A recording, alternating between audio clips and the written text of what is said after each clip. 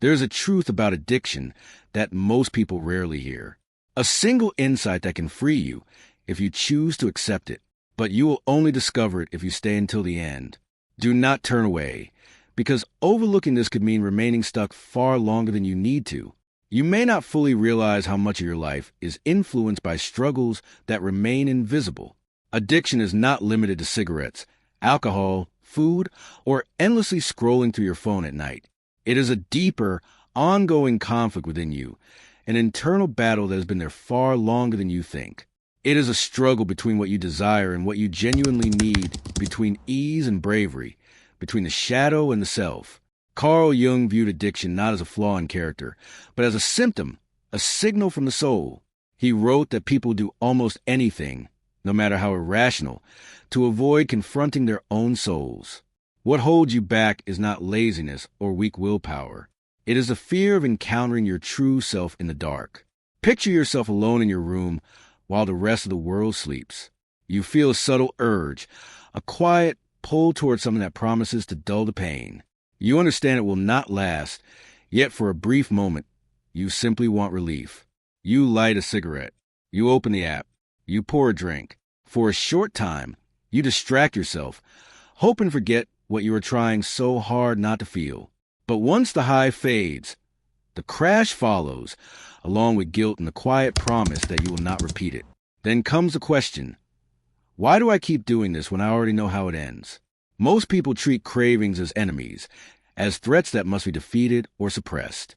However, Jung's philosophy challenges that view. He believed every urge, every compulsion, is a messenger, a part of your mind attempting to reveal a truth your conscious self has chosen to ignore. Consider this carefully. If you were truly at peace, fully satisfied and complete, what would you need to numb? What would you feel the need to escape from? Cravings are the voice of the soul's pain. Addiction is not only about chemicals or routine behavior. It reflects something absent in your life. This is not simply a test of strength. It is a question of meaning. Many people struggle because they concentrate only on discipline. They try to control the behavior but rarely ask, what is this urge trying to communicate? What part of myself have I pushed aside, hoping it would quietly disappear? In Jung's psychology, the shadow represents everything you have rejected, denied, or felt ashamed to acknowledge. Even in private, the more you suppress your shadow, the stronger its influence becomes. Addiction is often the shadow's most convincing disguise. It appears as comfort, yet it grows stronger through your silence. You tell yourself, I just want to relax. I just want to feel better. I just want to stop thinking for a while. But beneath that surface, the shadow quietly repeats, you're not enough. You're alone. You'll never change. Every addiction serves as a cover for deeper pain. Many people spend their lives adjusting the mask, without realizing that real change begins only when they choose to look underneath it. We live in a culture focused heavily on self-control. The message is simple, just say no, be strong. But if that approach were enough, you would not still be struggling. Jung would argue that the shadow cannot be overcome through force. It can only be transformed through awareness. Think of trying to hold a beach ball underwater. The more pressure you apply, the more forcefully it pushes back. This is how many people attempt to manage their inner struggles. Suppressing, denying, constantly resisting. Eventually, the beach ball rises back to the surface, often with greater force than before. You cannot rely on sheer willpower indefinitely. The craving will return. The real issue is not how to silence it, but how to understand it. This is where the shift begins.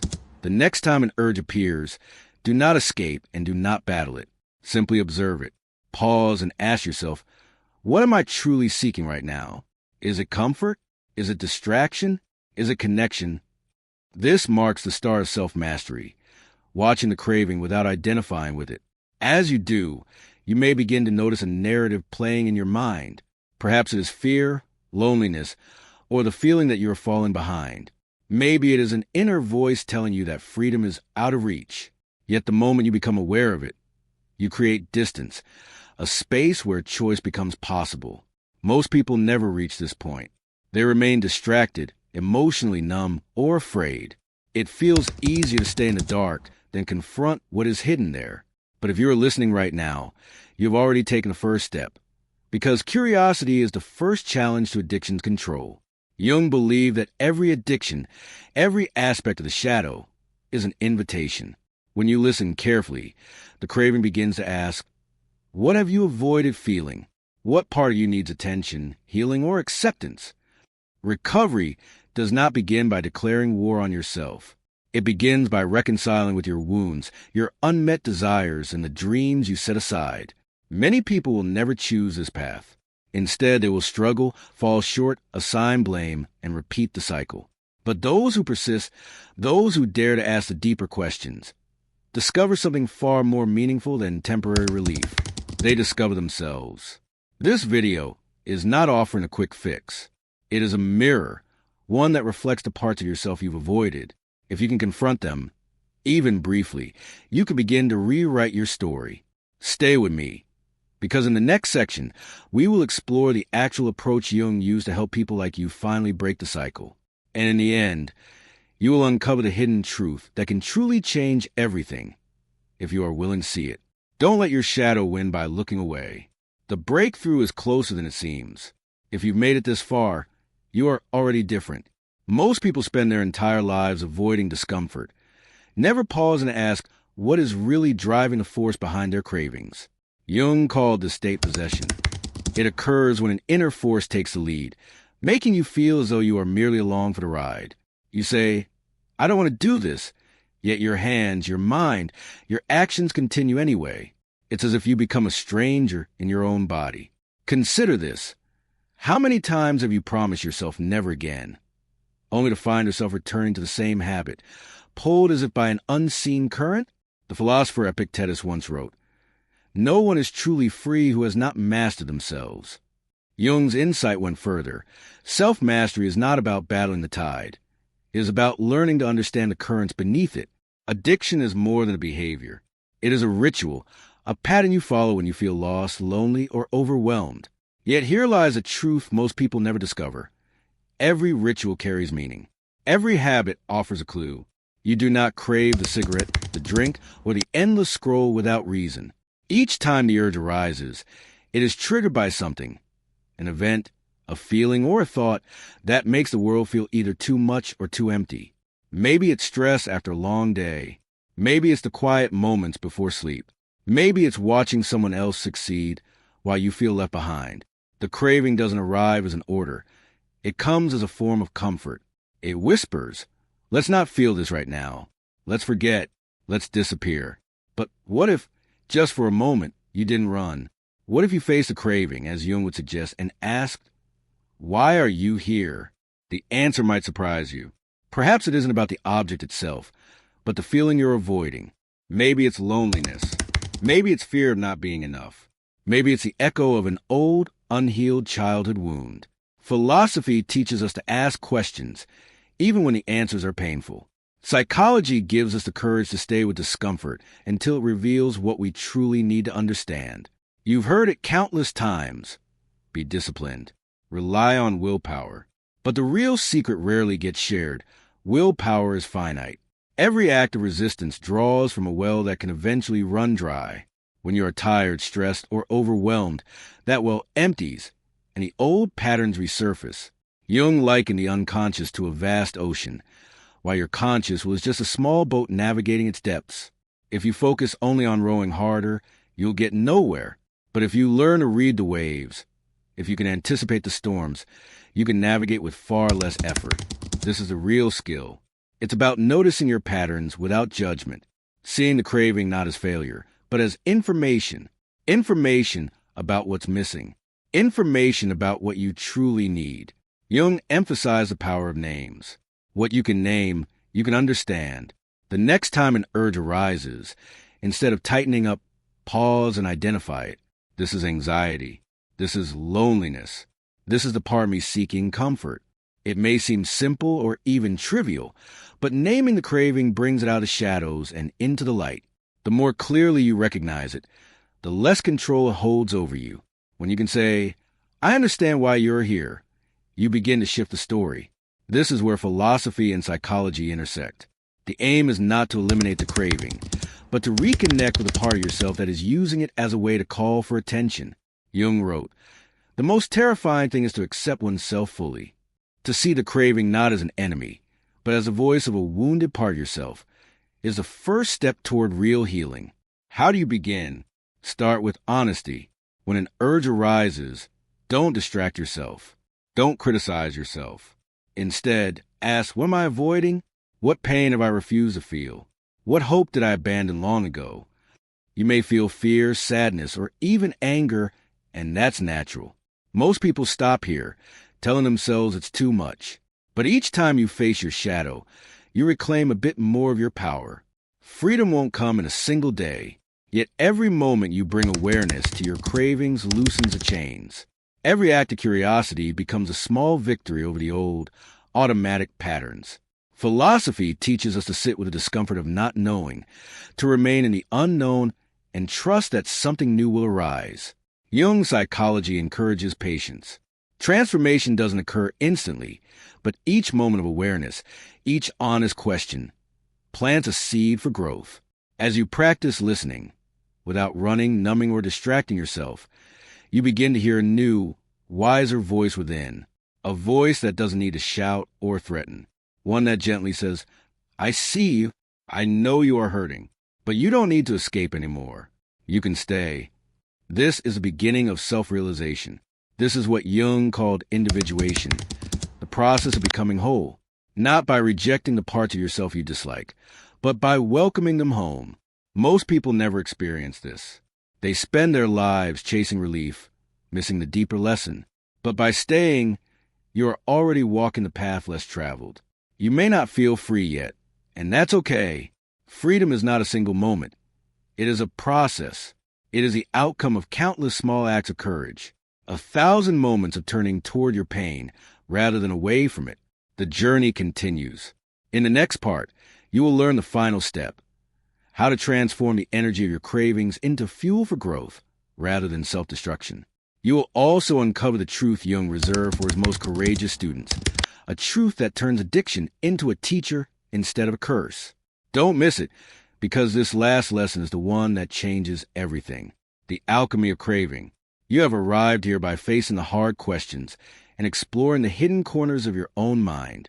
Most people would have clicked away by now, intimidated by the discomfort or convinced that change is impossible. But you stayed. That already says something. It shows you are not just seeking relief. You are seeking transformation. Carl Jung did not believe in shortcuts. He believed in alchemy. He viewed life as a process of turning lead into gold, not by discarding the dark or heavy parts, but by melting them down, understanding them, and letting your awareness transform them. Consider the urge, the craving, the pull toward old habits. Every time it arises, it carries energy and potential. Most people squander that energy by resisting it, avoiding it, numbing it, or shaming themselves for feeling it. But what if, instead of suppressing it, you learn to harness that spark? The alchemists believed that every poison can become medicine if you know the secret. Jung believed that your craving, your addiction, is the raw material from which your new self can be created. Turning poison into power, it begins with a change in perspective. Instead of asking, how do I get rid of this feeling? Ask, what can I learn from it? How can I use its energy? Craving is energy. It is the mind's signal that something is missing, that something needs a shift. When the urge arises, don't let it go to waste. Channel it. If you crave a cigarette, let that moment remind you to take a deep breath, move your body, write down your thoughts, or create something, even if it's just one honest sentence about what you're feeling. This is the difference between unconscious repetition and conscious transformation.